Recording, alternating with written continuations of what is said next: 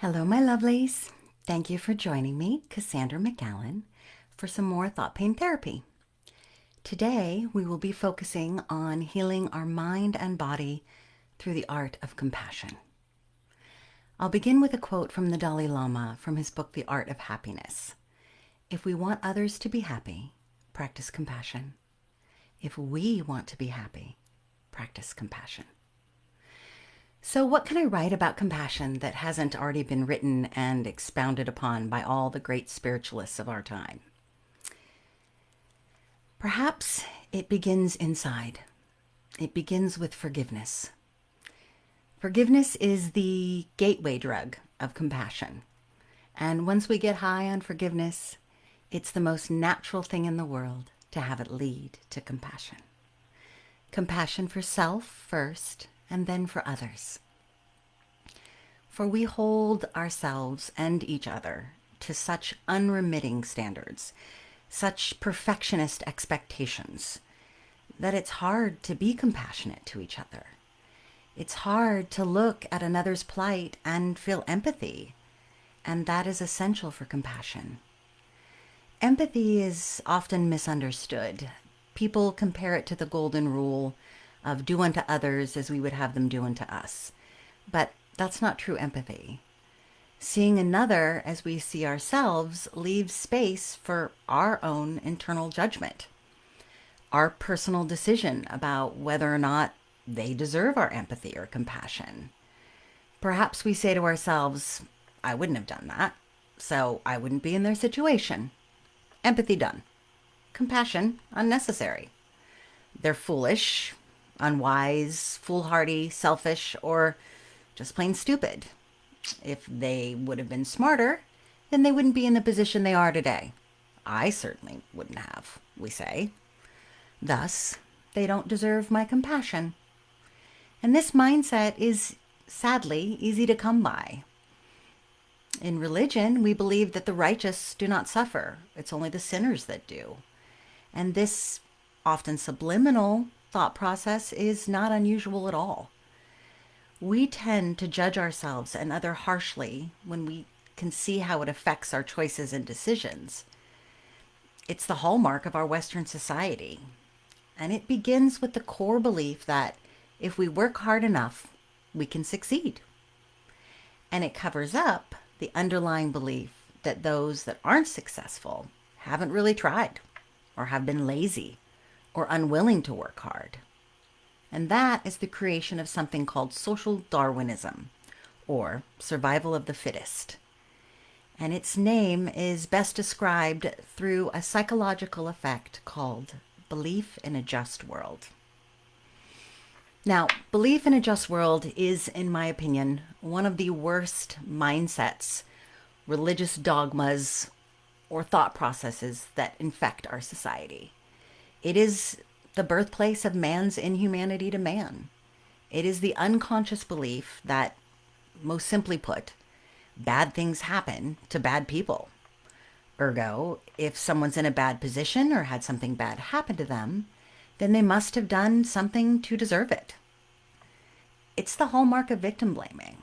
It's why we ask what she was wearing when she was raped.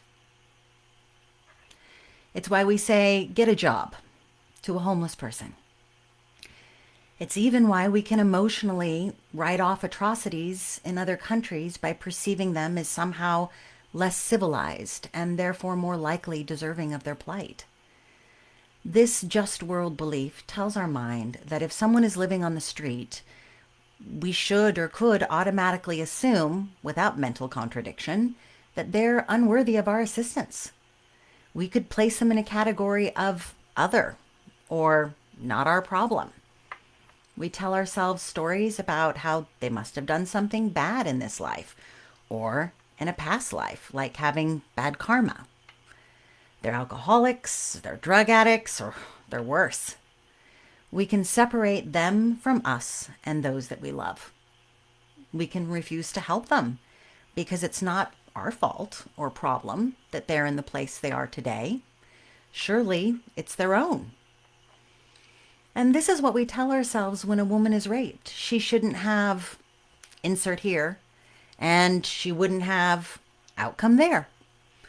Or if a man is shot or beaten or robbed in the inner cities, they must have been doing something illegal, not looking out, not paying attention, in the wrong place, etc. We can even expand this belief out to tragedies like world hunger. They shouldn't be having so many children. They should move, protest their government, not be so lazy, stupid, or even subject to a condition based on their own ethnicity or religion. So why? Why do we say these things to ourselves? Why is it so easy to victim blame? Why do we all have that subconscious belief in a just world? Well, because we feel it keeps us safe. If we hold on to the belief that bad things only happen to bad people, then we'll be safe if we remain good, whatever that means, or smarter, or have more foresight, not be so foolhardy or greedy or selfish or whatever, you name it.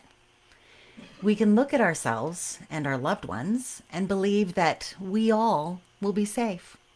We won't be harmed like those others who are unwise or bad people and who undoubtedly got what they should have expected or deserved. I mean, sure, it's sad, we say while we shake our heads, but what can we do when people make bad choices? If we are wise enough, then we will be safe from the slings and arrows of outrageous fortune. We and those we love will not be a statistic. You see how insidious this is? How necessary this erroneous belief is to keep us from the horror of truly realizing the chaotic and unpredictable nature of life. Because we, by and large, cannot consciously rest in a state of unknowing. We can't go on without believing we have some control over this game called life. And when all else fails and a horrible thing happens to a good person, despite our beliefs to the contrary, well, what do? What do we say? Well, we still can't allow for mere chance or bad luck. We give another the blame or power to decide our fates, and we say, well, it must have been God's will. We believe this irrefutably, because to think otherwise would again leave us open to chaos. It would leave us subject to the possibility of that which we most fear, which is life without any control over our fate whatsoever. And this is unacceptable. Just like the fact that we cannot consciously continue living while holding in our awareness the simultaneous knowing of our own impending demise. This causes cognitive dissonance, that mental discomfort that occurs when we have an inconsistent or contradictory thought, or belief, or value, or attitude at the same time.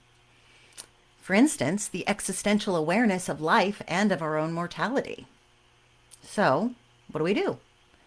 Well, we push down and away the thought and knowledge of our impending death in order to continue on planning, creating, and enjoying our lives while we have them. So how do we change this? How can we open our hearts and minds to empathy and its child compassion? Well, the first thing we must consciously acknowledge is that sometimes there is seemingly no right nor reason to the ebb and flow of positive and negative experiences. That we and those we love are not necessarily in control. That bad things can happen to good people and good things can happen to bad people. And that prayer is often not a demonstrable predictor of positive change. While it can feel good in our hearts and minds and even help to create and maintain social relationships, it is not a scientifically proven form of protection or prevention. The best we can hope for is conscious living, the art of manifestation, and continued striving for positive change. The outcome of all this understanding is that all beings are capable of grand and horrible things, of moments of enlightened grace and moments of terrible depravity, that the capacity for the best of all humanity and the worst of all humanity is within us. And it is up to us to act in accordance with what we perceive to be our greatest and highest good in this lifetime. Opening our hearts to the knowledge that everyone we will ever meet is suffering in some way we may never know. That they deserve our kindness and compassion. And as the Dalai Lama also said, only the development of compassion and understanding for others can bring us the tranquility and happiness we all seek. People deserve both our empathy and attempt to understand their position. For that is what empathy truly is. It is treating others as they would most like to be treated. Without judgment, without condemnation, without reservation, and without expectation. When we are empathetic, we are understanding, to whatever extent we can be, of the circumstances of another person and its ill effects. We are capable of compassionate listening without creating arguments or suggestions in our minds of better choices or decisions they should have made. In other words, we stop making arguments for our own safety, and we simply rest our minds in the knowledge that someone is unhappy, and we seek to be present in that state with them without attempting to fix their problems or make them stop sharing their hurt. As an example, we might imagine that someone we know and care for has lost someone they love. Empathy and compassion sit quietly beside them without seeking to end their pain with platitudes like, they're in a better place, or at least they're not suffering. We don't know that to be true, and we don't know that this will ease that person who needs our compassion. Perhaps they don't believe there is a better place, or they would prefer that their loved one was still by their side, even if they were in pain. When we make their suffering about what we can do about it, we are diminishing their right to suffer in their own way. Now, understand, of course, that we all have said things like this in our attempt to ease the pain of another person, and that's okay. But further knowledge says that true compassion does not require that we fix or fade their pain. As a line from the poem The Invitation by Oriah Mountain Dreamer so beautifully speaks, I want to know if you can sit with pain, mine or your own, without moving to hide it or fade it or fix it.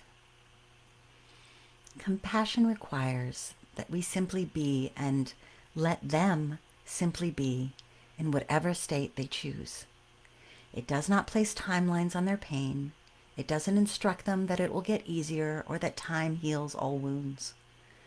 Compassion most certainly doesn't tell them that they should be over it by now, or that you might be surprised they're still so upset. Compassion does the most uncomfortable thing imaginable when faced with the pain of a loved one, and that is to do nothing but simply share space. It provides comfort by presence. It actively listens if the person needs to talk, and or talks about whatever the person wants to listen to. Compassion can be distraction by a joint understanding of talking of anything but what is bothering them. Compassion also asks, would you like to be held? And responds accordingly. Compassion doesn't assume. If words are comfort or desired by the person that's hurting, then compassion can say things like, I'm here for you, and I'm not going anywhere. It's okay to be sad. It's okay to be mad. It's okay to cry, and it's okay not to cry. It is simply the effort of being completely present for another individual without expectation of our own needs being met. It's simultaneously the hardest thing we will ever do and the most beautiful and loving. Compassion can be given to our loved ones and it can be given to strangers. Compassion is caring for another person for no other reason than our shared humanity and deservedness of love and kindness. The Hindu word namaste, which literally means I bow to you in Sanskrit, has also been translated to mean the divine light in me honors the divine light in you, and together we are one. In my opinion, it's a good synonym for compassion. We are all one race, the human race, and we must be careful not to let the blind programming of belief in a just world affect our thoughts and behavior. If we consider all human beings mutually deserving of love and compassion, then we strive to be as compassionate as possible to all that enter our sphere of influence. Does that make sense? So, how do we assure that we're applying these principles to ourselves? Well, we would begin by remembering what I said earlier. We're imperfect beings. We're all struggling along, doing the best we can with our awareness of our own impending demise. We're all trying to enjoy and flourish in this individual life of ours. And it's okay that we're imperfect. It's expected. None of us came into this life carrying the book of all deeds good and proper for our lives. We are all affected and influenced by our genes, our upbringing, and our social sphere.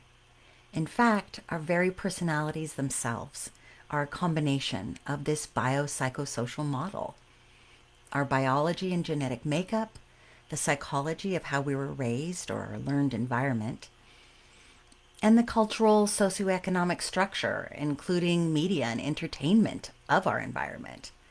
All of this has combined to teach and affect how we perceive the world and how we act within it. It creates a reality tunnel which we experience all our lives. And if you haven't watched my live on reality tunnels, I recommend that you do so. But briefly, because I see it's time for me to end, this tunnel of our personalized reality is a combination of everything we are, everything we believe, and everything we've been shown to be true about ourselves and the world around us. It helps to provide the incredible diversity between individuals. It's far more than just nature and nurture. This biopsychosocial model is why we can look at two individuals raised with the same gender, same sexual preferences, same home environment, same teachers, etc., and still find personality differences.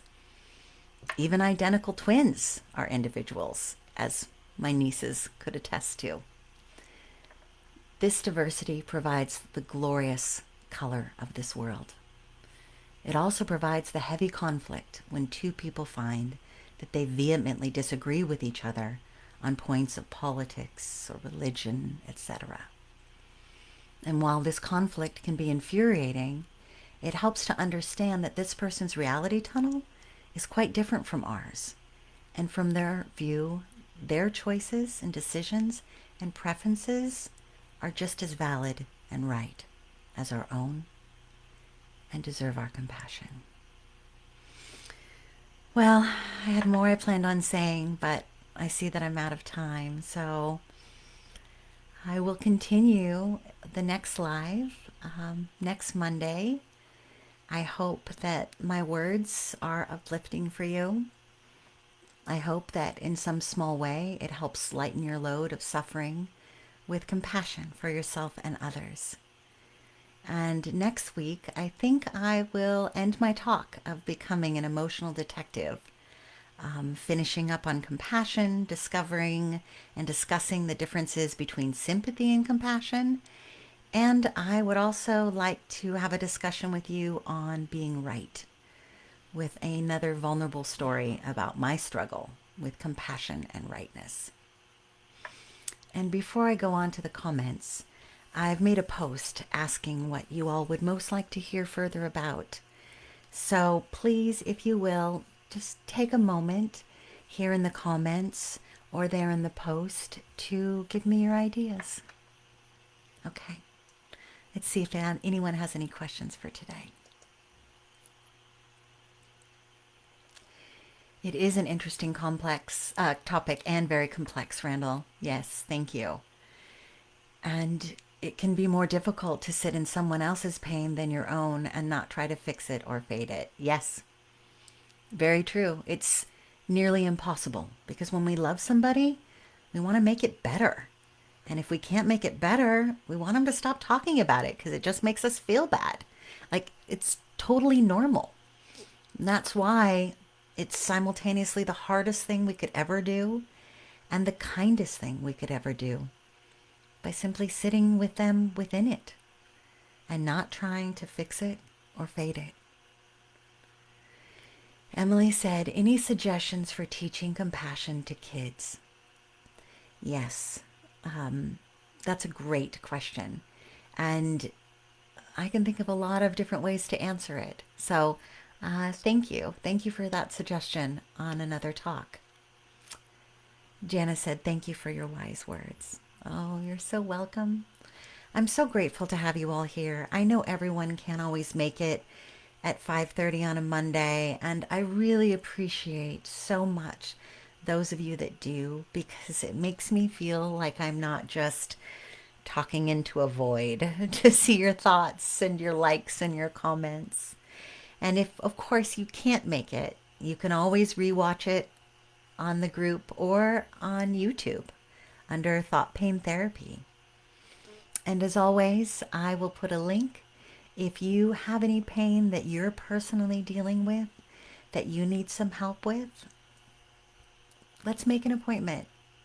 I'd be happy to spend 30 minutes or so, free to you, just chatting about what you're going through and hopefully let you leave with some answers that will help you in real time with what you're facing today, when we can get more vulnerable just one-on-one. So thank you again for joining me today, and take care of yourself for me. I love you very much. Bye.